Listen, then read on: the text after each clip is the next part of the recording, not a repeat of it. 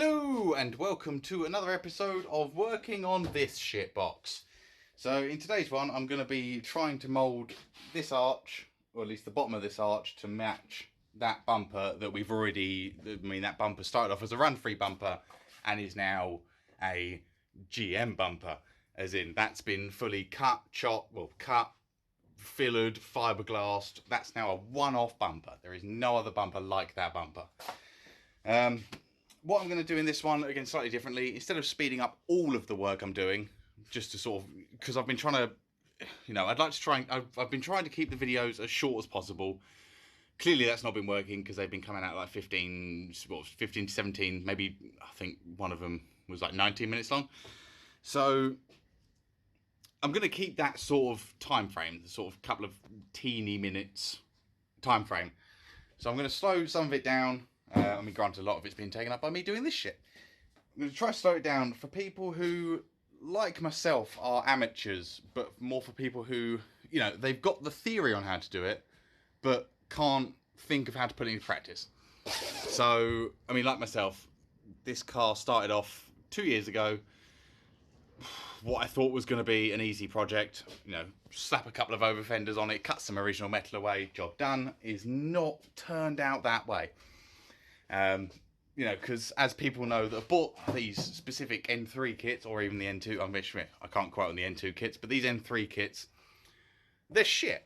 They don't fit, they're unsymmetrical, they're just made poorly. And if you try and speak to the manufacturer, like a friend of mine, he's had probably 3 or 4 of these kits sent out because they just keep turning up wrong, and they send him another kit and it's wrong, and then another kit and it's wrong.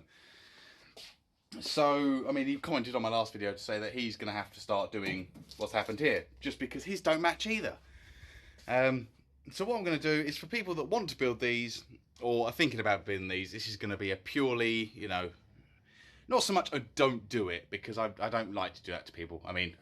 I used to do that to people a lot at car shows when they go, "Oh, I'd love to own an 86. You go, no, you don't. You like the idea of owning one. Owning one is awful.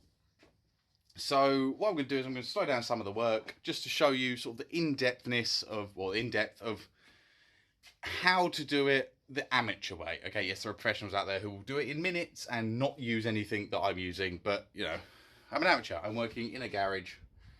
So, right. Let's get to it.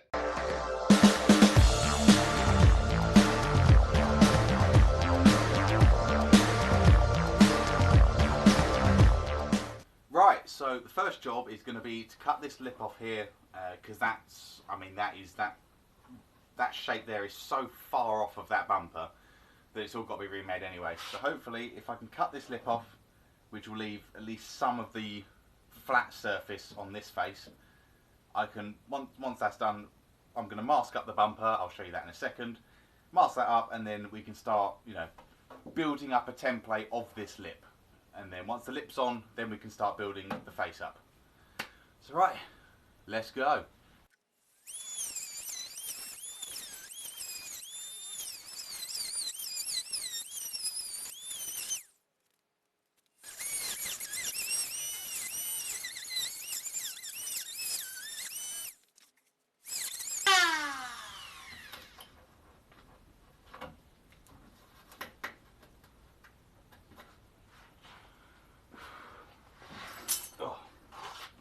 Right, that lip's now off, which is, I've made a complete hash of that, but that's, that can all be sorted later, or hidden, or fixed, or, whatever.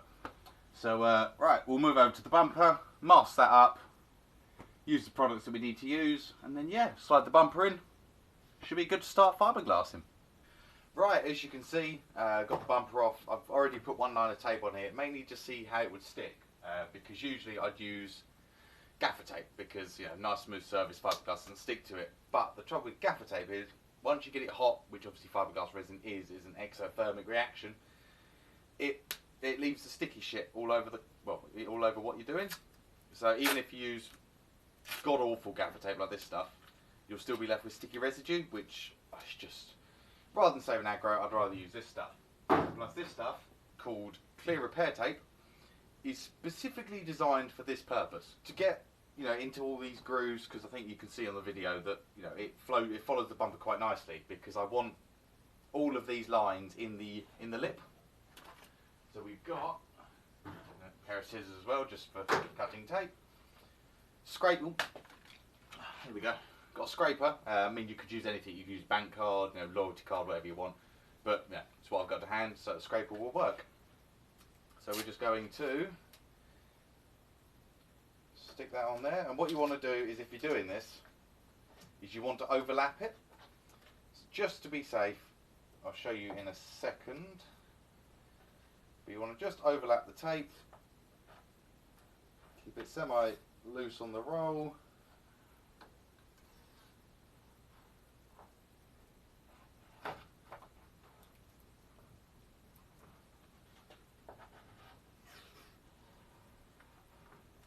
Just so you can get it in all the, that bottom one is more of a, run it in with your finger. Okay, just cut that off there. So you want to overlap it, as you see there, just to make sure that no fiberglass resin gets underneath it or gets, you know, stuck to the actual bodywork. So okay, apart from little bits up here, this bumper's near enough finished. This bumper is almost ready to go on the car, or ready to be painted for the car. So we'll just do the top one.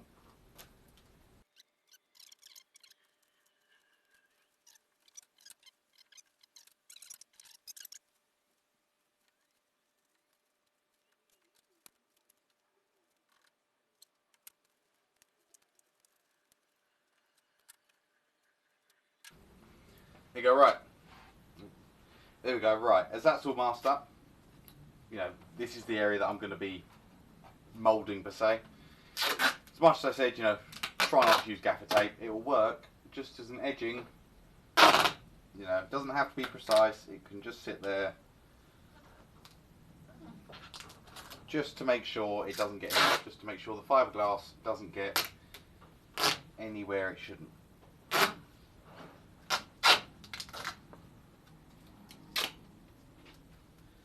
Also helps if you tape it on correctly.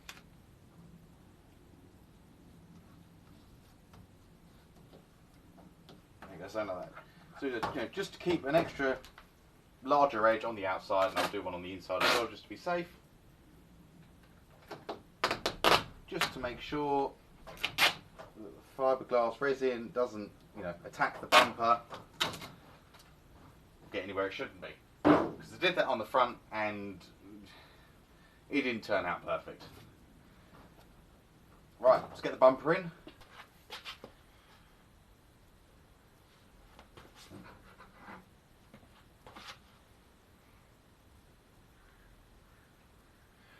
Right, again, same as before, I'm going to mask up this area. Now, I will do this in gaffer tape because, I mean, this is all covered in fiberglass anyway, and, you know, it all needs to be redone after we've bonded this edge on. What I might have to do, which I've just noticed, is where this rivet is supposed to be one of the mounting holes. So I'm going to have to just slice the fiberglass out of here, just to clean up this edge a bit more, so then I can remake the lip. Give it a go.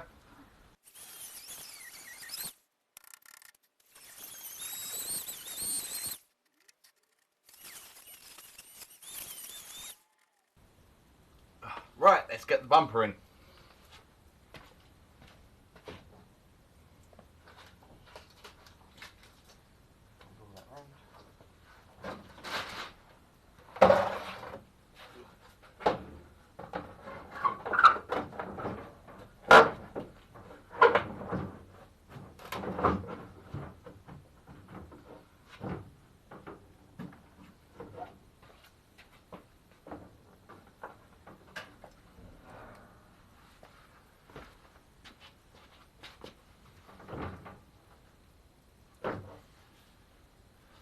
Right, so another thing I'm going to have to do, because as you can see the bumper's very loose, because it's not yet to actually figure a way of attaching it to the car.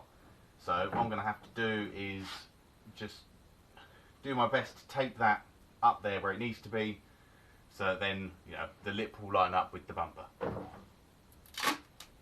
There we go, right, bumper's in correct location. So now we've just got to, what I'm going to do is I'm going to grab a Sharpie out of the pot and just draw a rough line on where I want this lip to be. So then I can start building up a, sort of like a, oh pardon me, build up a dam to stop the fiberglass from going anywhere I don't want it. So right, once I've drawn that up, we'll be good to go.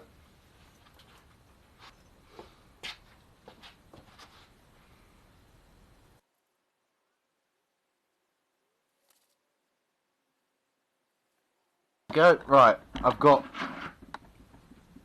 I will apologise for the lights in here, these fluorescent tubes are awful. Now I've got my rough line of where I want it to go, runs all the way down here. Now, you know, you'll see that there are two lines here.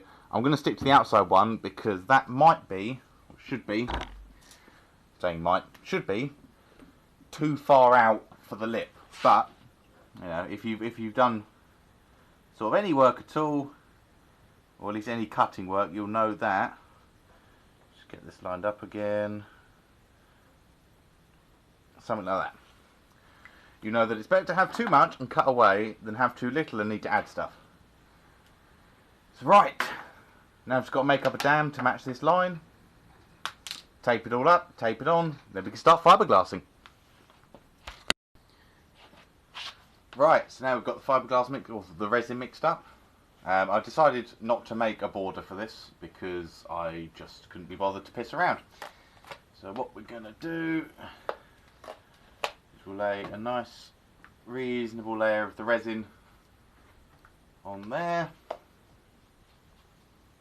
Start off with some bigger strips which will obviously overlap my line. So I've got some smaller bits here to get in these nooks and crannies.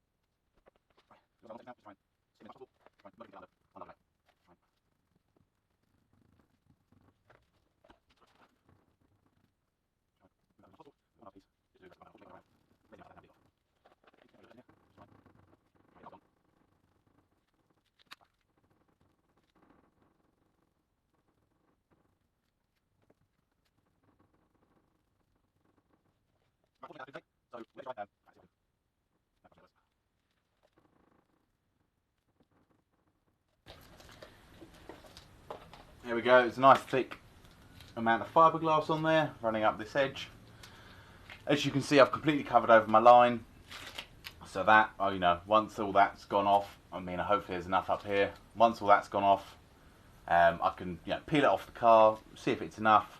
Actually, I might not peel it off the car just for safety's sake, at least trying to keep it rigid. But once that's gone off, I can then start making this face here all the way up, and we can start, oh shit, we can start trying to finish off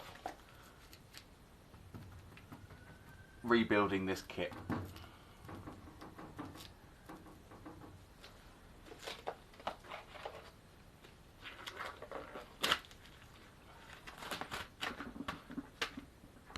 There we are. So, you know, as you've just seen in the ChoPro clip, all the fiberglass is up here. Yes, I've got a lot hanging down, just going to leave that. I'm going to call that the removal tab. So, you know, pull the fiberglass up here. I've covered over my line for my edge. In fact, let's try and just push that out a little bit more, just so it's, I know it's, you know, 100% covering.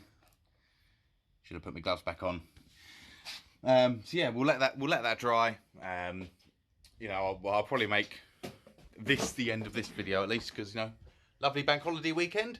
So, you know, I might even put out another video on Monday from tomorrow's work. So, because tomorrow I should hopefully, once that's dry and I'm happy with it, if I haven't got anything else to add, then I will be remaking this empty face here. Remaking that, and then this side, at least manufacturing style wise, will be done. So, I'll see you in the next one.